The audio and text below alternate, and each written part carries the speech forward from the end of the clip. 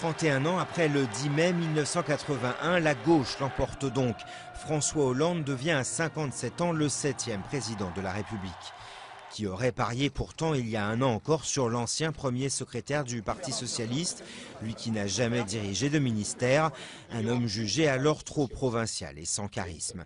Mais la politique, c'est son métier.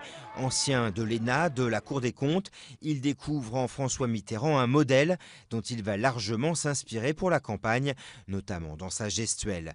Le député de Corrèze, issu de la droite du PS, se lance dans la primaire socialiste le premier, avec un leitmotiv qui aurait pu pourtant lui jouer des tours, la promesse d'une présidence normale.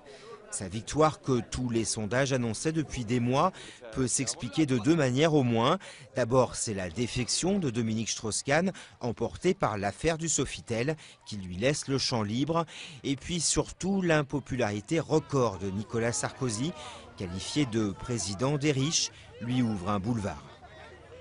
François Hollande a, on peut dire, mobilisé et a utilisé les atouts que lui procurait le contexte de la crise économique et financière.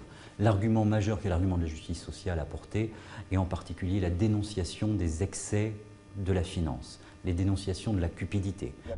Dans un contexte économique qui lui laisse peu de marge de manœuvre, le nouveau président devra jouer serré, prendre les premières mesures symboliques et donner quelques coups de pouce en direction des plus modestes, tout en gardant le cap de l'équilibre budgétaire.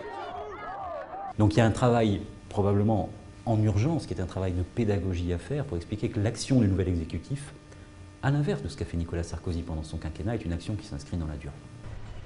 François Hollande devrait prendre ses fonctions à l'Élysée aux alentours du 15 mai. Dans la foulée, il nommera un Premier ministre et s'attellera à la formation d'un gouvernement avec une première priorité, tout faire pour que la gauche l'emporte aussi aux législatives les 10 et 17 juin.